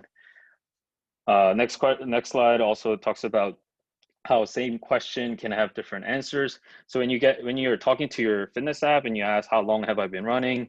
If you're currently running and you ask that question, obviously the applicable answers would be something around 15 minutes, where you've been running for 15 minutes currently. But if you ask him when you're sitting on a bed, then obviously the answer shouldn't necessarily be about what you're doing then. It should be something about whether the length of the series of runs that you've been doing over the last few weeks. So like I've been running for 2 weeks would be more applicable answer. So the context of when the question is asked obviously has different meaning. The last one, another example of context, just to give you an idea, is blank canvas. If you see this blank canvas at a modern art museum, it just looks like art, and you would automatically kind of view it as art and try to get the meaning around it. But when you see this canvas anywhere else, you won't think of it as art. You will just think of it as a canvas that's ready for an artist to work on it. So the context really has an impact on what the visual image or whatnot has an impact on how you could conceive things. So the authors argue that meaning or meanings are relative to content, context, and construal. So content is essentially what you're trying to convey. So like whether it be like some like blocks that you're trying to build, and let's say these are some Tetris blocks that you're trying to use to build. And context would be something like what the current situation might be. So there might be some blocks down here. By the way, this example is exactly what they used in their presentation as well. So I kind of took that this is very representative of what they're trying to convey. And construal or the construal operations kind of put together these content and context into the image that you're trying to combine it into, this intended meaning that you're trying to convey. So we have to focus on the content itself. Obviously, those are the information that is trying to be conveyed. Context, which is also important, it just is a description of the current situation. And then when you put all of them together with construal operations, you get the intended meaning. So in the paper, they kind of go through, they convey that this is a partial set of construal dimensions. In psycholinguistics, it seems like there's more than just these 5 that have been discussed, but the authors believe that these would be kind of relevant to NLP. So the first one is prominence, which is kind of like putting an importance or like a focus on specific situation, like putting a focus on something. Resolution would be specificity or granularity. Metaphor is obvious, it's just this cross-domain comparison. Perspective is the vantage point that we already discussed earlier. And the last one is configuration. So I'll just go through one by one and kind of like go through some examples of each. Prominence is utilizing certain type of language to highlight different aspects of the same scene. So when you look at this image on the right, there's a couple photos and there's a piano. Using a different preposition can change which aspects of the relations are important or what is important, what entity is important. So in this scenario, obviously, if you put the pianos below the photos, you're focusing on the piano, but if you put the photos are above the piano, then you are looking at the photos as the focal point of the statement. Other examples of prominence is the cat was chased by the mouse, or a cat chased the mouse versus the mouse was chased by the cat. You're focusing on either the cat or the mouse. The last one is a transitive versus intransitive, where she had ignited the napkin versus the napkin had ignited. The last one is kind of important as well, because how you construct this and the choice of construction can really affect the attribution of agency and even how people assign blame. So for example, in the last, in this example here, like having the transitive construction led participants of like some kind of court of law to kind of assign more blame to the actor involved. So like they assign more blame to the person that had ignited the napkin versus, and even demand a higher financial penalties than when the intransitive construction was used. So obviously the choice of prominence can have an impact here. Next one is resolution. So any entity and any event can be described at many levels of resolution.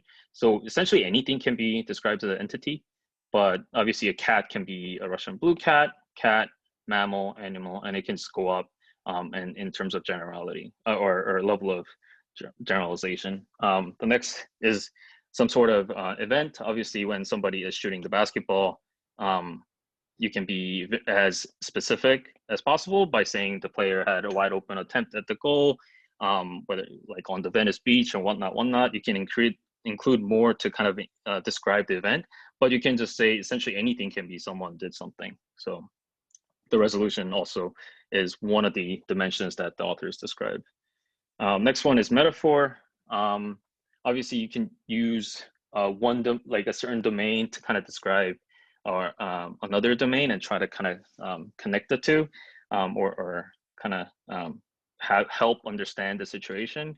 In the earlier example, we saw that Nora was kind of compared to a tyrant, and so that's one example that could be used. And the next one is we are approaching the end of the year, or the deadline is barreling towards us. The deadline and the end of the year isn't a physical entity. So like describing it as something that is approaching us or something that is coming towards us, or we are approaching the end of the year, all those are kind of like kind of comparing the temporal event to a physical entity. Next one is perspective. Same scene can be described from multiple perspectives. Obviously, I showed an example of like the photos, but cup being on the left of the bottle or the right of the bottle, depends on which angle you view it from. And obviously, this next one is kind of temporal, where my morning can be your afternoon, depending on where you are. So that perspective has an impact in terms of how you understand the situation. Last one in the paper is configuration, and language can affect how structural properties of entities and events are viewed. So for example, the first one, it has beautiful fall leaves and beautiful fall foliage. The use of this count noun versus the mass noun has an impact on how you understand it. So the plural noun leaves suggests articulately like boundaries of multiple individuals, but mass noun foliage suggests like more impressionistic, homogeneous rendering. So this has a different in terms of understanding of how the scene is viewed. The next one is kind of obvious, but he ran to the store versus he was running to the store. This obviously means two different things, but choosing a different verb and how you configure the statement has an impact in terms of how you what the scene you're trying to convey. So to give some examples of controls in action, the first one is count versus mass count or mass coercion. So lemonade isn't a countable noun. You usually have to associate it with a bottle or a cup or some sort of boundary in order to count it.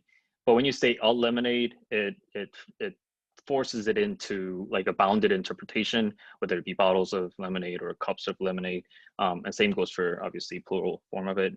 But when you use a countable noun in a non or mass coercion, there was mosquito all over the windshield. It kind of gives you this count nouns coerced into an undifferentiated mass. So there's just multiple of it and you can't count how many of them. And this concept is called grinding. Next one is aspectual composition. So here you have for an hour, that's following 3 different types of verbs. So when you have these sleep or slept, this kind of like, it's a verb that doesn't necessarily have an endpoint. So when you combine it with for an hour, it kind of imposes a bound and a duration to it. When you use it with iteration type like sneeze, it turns it into a series of the same event. So he's essentially sneezing for an hour and multiple times within the hour. Last one is a little bit more fascinating because leave or left is also a discrete event, just like sneezing. However, it has a state change involved with it, so which is reversible. So this statement alone has a meaning of the fact that he was gone for an hour, but he came back after that. So it kind of implies a return, which is a reverse state of the initial state. Next one is constructional coercion. So sneeze usually doesn't have, when you read it, it says she sneezed the napkin off the table. You don't have, sneeze usually doesn't have any kind of transitive or causal motion argument with it. But when you have it in this kind of statement, because sneeze implies an expulsion of air, it does make sense, and it can be coerced into this. But when you use a verb like sleep, it wouldn't work, right? Because it doesn't have any kind of common sense to have any kind of expulsion of air or anything that can actually knock a napkin off of the table. So it wouldn't work. So it requires a certain level of common sense to make the role fusion doable. The last one is, or there's a couple more examples, but this metonymy and metaphor. So in the Nora example earlier, it had tiny iron grip. This is kind of fascinating because tiny and iron expects a physical entity, but grip is not a physical entity, it's an action. So this conflict triggers a profile shift to the grip's effector, the hand. So like the grip itself comes from the hand, which is the example of metonymy. However, hand and iron, so it was turned into hand, but this doesn't necessarily go together unless the Nora is a robot or has a robot arm. So this is obviously assuming that this Nora isn't of robot descent. This metaphor, this kind of induces a metaphor that maps the iron's strength into grip's force, which in turn kind of maps the degree of the tyrannical control of Nora. So there's kind of, it's a very fascinating example where like 3 different set of words can have an impact on the understanding of it. So next one is a little bit more general interaction that we could see in artificial intelligence. And this is kind of like with a scheduler and a user interaction. So if you ask the scheduler, when is my one-on-one with Chuck? He says 4 p.m. today in 15 minutes.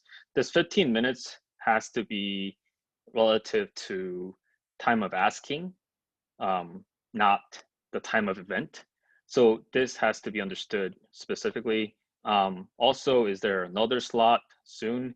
Another here, you put prominence in a different time slot compared to the current time slot.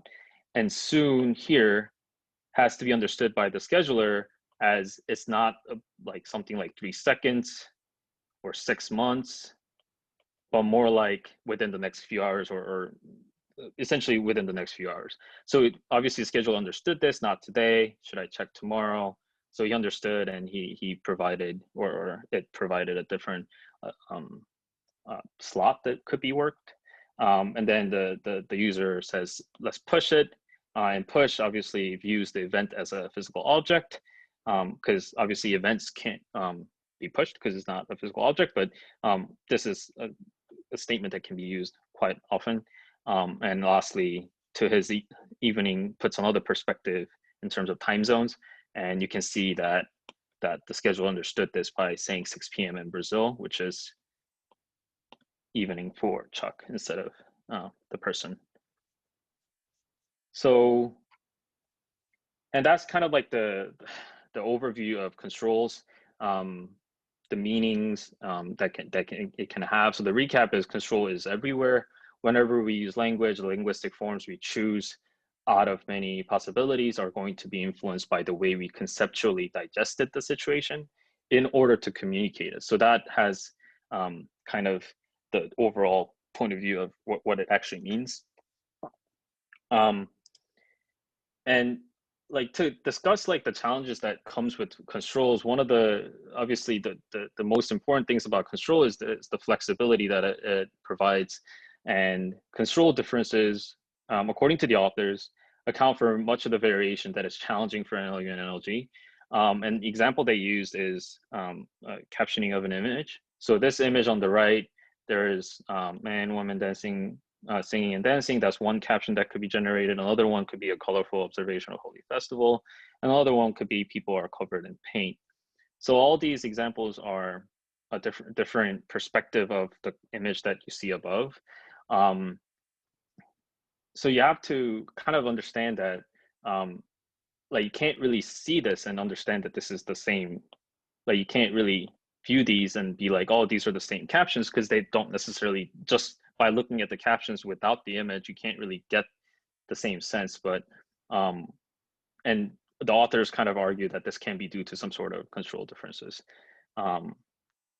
So essentially, when we are working with any kind of systems, like the argument is that the one must really make sense of when should the system should be robust to certain control differences, and when should the systems be sensitive to control differences, that really depends on the system that you're trying to build.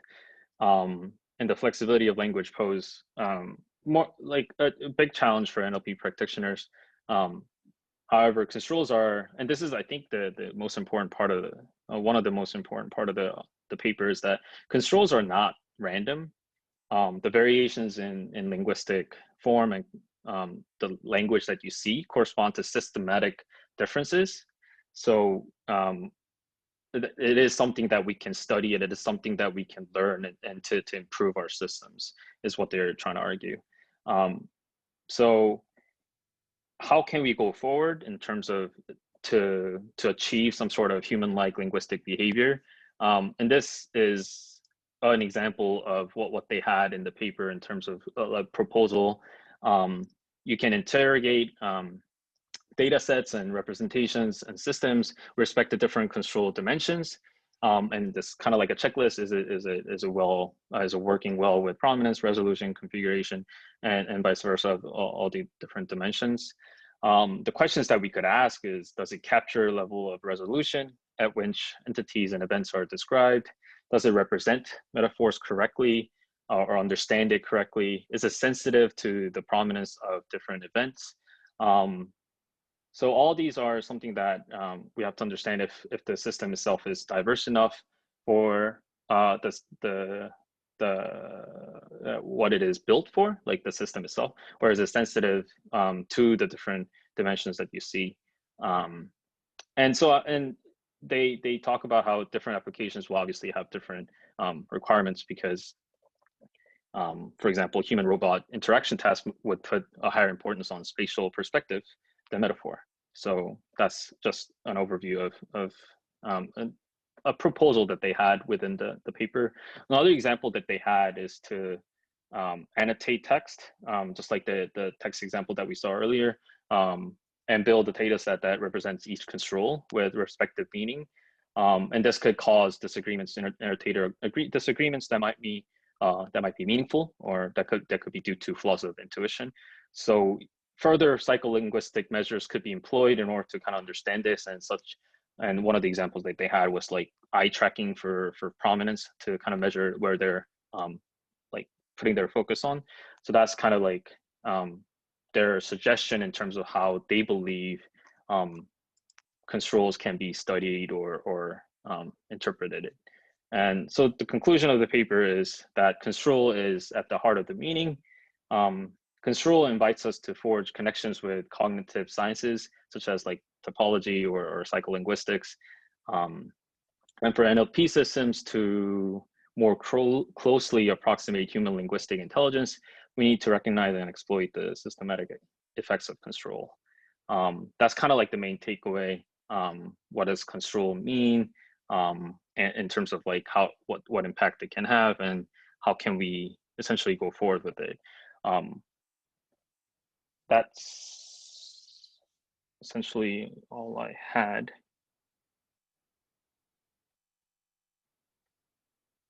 질문이 있으신가요?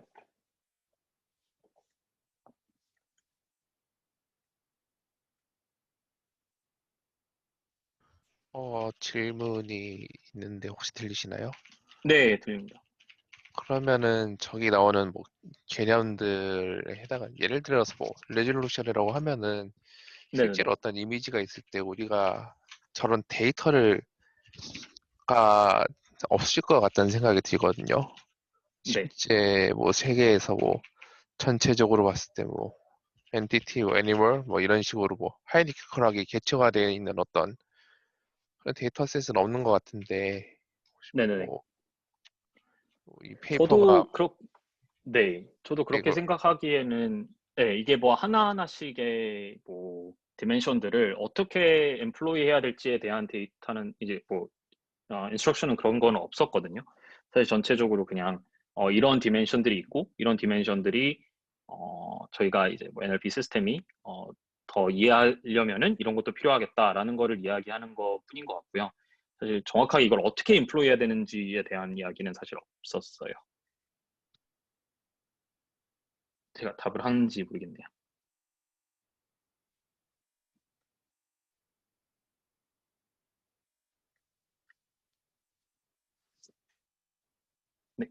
다른 질문이 있으신가요?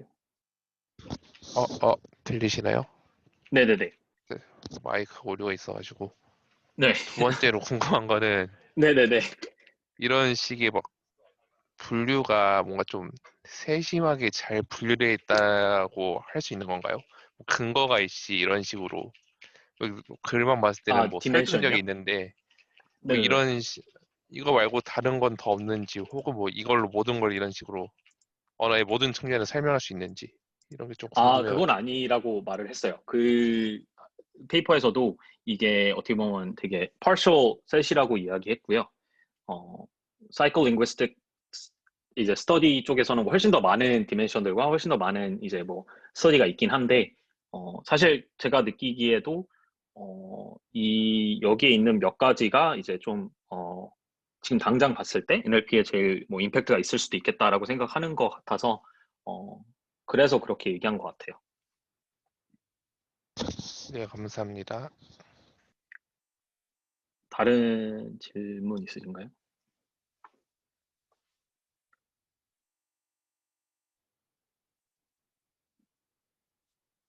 없으면 끝내도 될까요?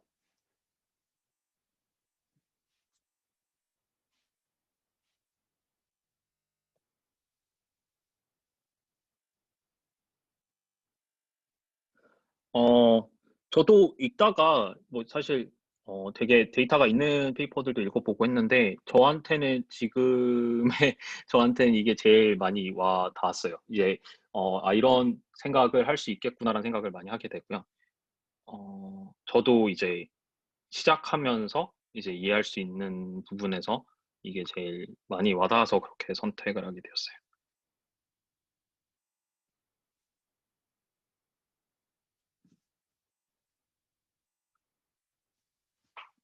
그러면 기존 A쪽, 제가 NLP 쪽을 잘 몰라서 그런데 사실 네네네. NLP는 좀 꽤나 오래된 분야로 알고 있고 언어학적인 어떤 지식을 뭐 바탕으로 하려는 시도들이 많이 있었던 걸로 아는데 이 네네네. 부분에 대한 이런 식의 뭐 이런 식의 정리는 처음 있었던 건가요? 기존에 뭐 언어학계나 그런 데는 없었던 거고 기존 NLP 없었던 그건 아닌 거고. 것 같고요. 사실 뭐 메라포라든지 뭐 이런 것들이 다 어떻게 보면 공부가 돼 있는 부분인데요.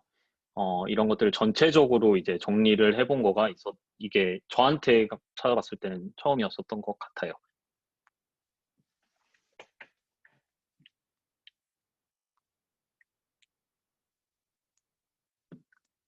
다른 질문이 있을까요?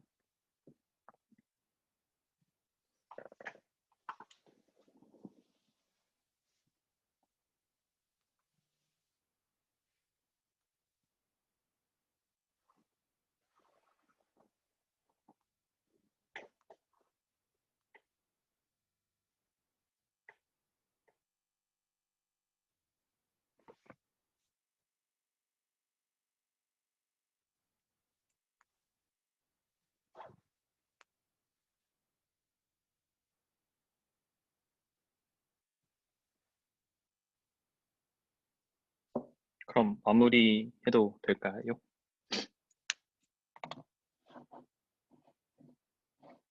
네.